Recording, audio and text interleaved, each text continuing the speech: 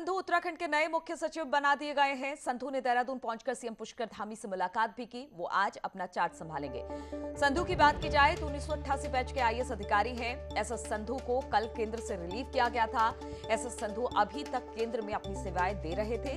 उनका डेप्यूटेशन इसी महीने की 21 तारीख को खत्म हो रहा है। तकनीकी तौर पर उनके साथ उनको अपने होम कैडर में ज्वाइन करना है। संधू फिलहाल नेशनल हाईवे अथॉरिटी के चेयरपर्सन थे। पिछले साल दिसंबर में उनको 6 महीने का एक्सटेंशन दिया गया था।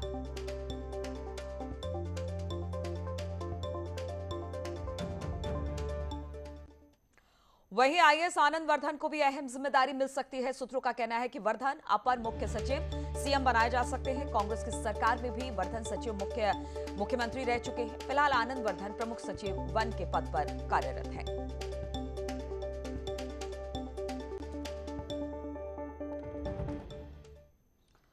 और उत्तराखंड के सीएम पुष्कर धामी ने उत्तर प्रदेश के मुख्यमंत्री योगी आदित्यनाथ से फोन पर बातचीत की है। दोनों मुख्यमंत्रियों के बीच कांवड़ यात्रा को लेकर बातचीत हुई। उत्तराखंड सरकार ने कोविड के चलते कांवड़ यात्रा पर रोक लगा दी है। आपको बता दें कि पिछले साल भी कोविड के चलते कांवड़ यात्रा पर रोक लगाई गई थी।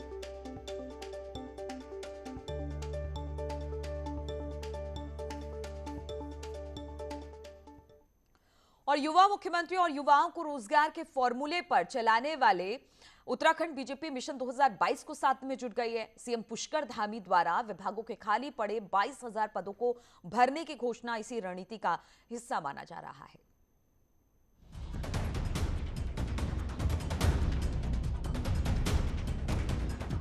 पुष्कर धामी उत्तराखंड में अब तक के सबसे युवा मुख्यमंत्री हैं। धामी बीजेपी यूथ विंग के 2 बार प्रदेश अध्यक्ष भी रह चुके हैं। युवाओं से उनका नजदीकी नाता मौजूदा परिस्थिति में संगठन और सरकार के लिए संजीवनी हो सकता है। शपथ लेने के बाद ही हुई कैबिनेट में सरकारी नौकरी के पदों को भरने के फैसले से ये तस्वीर और भी साफ हो जाती है। रूप से जब युवाओं को नेतृत्व मिल जाता है तो पूरे प्रदेश में एक अच्छा वातावरण उसका बनता है। और मैं कह सकता हूं कि युवा वर्ग इस बार भारतीय जनता पार्टी के साथ पिछले सालों की तुलना से ज़्यादा जो है काम करेगा। बीजेपी संगठन में अब युवाओं की धमक देखने को मिले तो इसमें कोई दो राय नहीं होगी। धामी के मुख्यमंत्री बनने से पार्टी यूथ विंग से लेकर बेरोजगार युवाओं में उत्साह बना हुआ है। और आप देखिए, शपथ ग्रहण के मात्र 3 घंटे के अंदर ही माननीय पुष्कर सिंह धामी जी ने बैटिंग शुरू कर दी है। एक्शन मोड पे हैं और उन्होंने कहा भी है कि युवाओं को रोजगार देना उनकी प्राथमिकता है। पूरे प्रदेश में एक जोश है, उमंग है युवाओं में, और इसकी वानगी आपने कल 2-3 दिन में देखी ली। उत्तराखंड में 78 लाख से अधिक वोटर्स हैं, जिसमें से 57% के आसपास युवा वोटर्स हैं। ऐसे में युवाओं पर सियासी दलों का फोकस करना ज्यादा फायदेमंद सौदा हो सकता है। न्यूज़ 18 के लिए देहरादून से सुनील नवप्रभात की रिपोर्ट। और उत्तराखंड में आम आदमी पार्टी बीजेपी की राह पर चल पड़ी है। अब आपकी नजर फौजी वोटर्स से लेकर युवाओं पर है, जिसके लिए रिटायर्ड कर्नल कोठियाल मैदान में है। वहीं युवाओं के लिए सोशल मीडिया सेल एक्टिव है।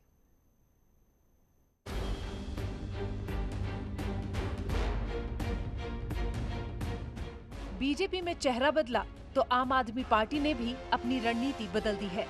एक तरफ उसकी नजर फौजी और उनके परिवारों पर है, जिसके लिए रिटायर्ड कर्नल अजय कोठियाल को चुनावी मैदान में उतारा है, तो युवाओं को साधने के लिए सोशल मीडिया पर एक्टिव भी हो चुकी है।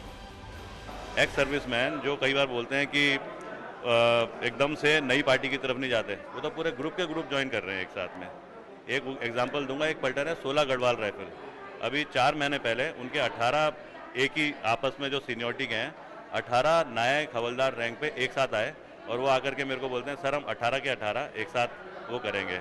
मैं हर विधानसभा में जा रहा हूं और सोशल मीडिया ट्रेनिंग और साथ ही साथ बूथ प्रबंधन, ये 2 विषय हैं जिस पे कि मैं लोगों से बात कर रहा हूं। क्योंकि हमारा ये मानना है कि भारतीय जनता पार्टी का जिस तरीके से संगठन है और जिस तरीके से बूथ पे काम करते हैं, अगर उसकी कोई काट है तो केवल ये 2 अस्त्र हैं, सोशल मीडिया और साथ ही साथ बूथ मैनेजमेंट।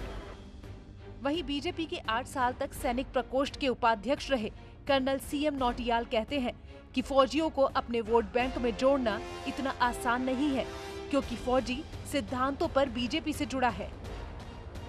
एक संगठनात्मक रूप से सबको जोड़ा है, सैद्धांतिक रूप से जोड़ा है।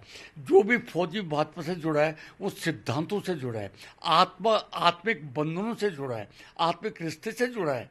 इस वास्ते उन रिश्तों को तोड़ना, चाहे कोटियाल हो या कोई और किसी भी तरह का, चाहे वो खुद केजरीवाल हों, इस प्रकार से ये मैं समझता हूँ कि उनके लिए एक बहुत मुश्किल, बहुत कठिन काम होगा। चुनावी मौसम में हर पार्टी अपनी रणनीति बनाती है। आम आदमी पार्टी ने बीजेपी की रणनीति को हाईजैक करने का फैसला किया है, लेकिन ये जरूरी नहीं कि दूसरे की रणनीति अपनाने से सफलता मिल ही जाए। न्यूज़ 18 के लिए देहरादून से भारती सकलानी की रिपोर्ट। और सरकार ने शोर थमते ही बीजेपी अब कांग्रेस पर हमलावर हो गई है। बीजेपी का कहना है कि कांग्रेस अब अपने गिरबान में झांके, जो हफ्ते 2 हफ्ते बाद भी नेता प्रतिपक्ष पर एक राय नहीं बना पा रही है।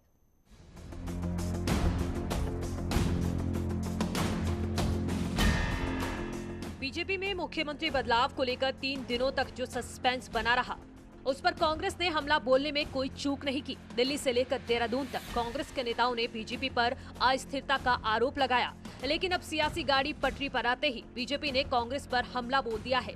बीजेपी का कहना है कि 2 हफ्ते बाद भी 10 विधायकों में जो कांग्रेस एक राय नहीं बना पा रही हो, उसे बीजेपी के बारे में बोलने का कोई हक नहीं।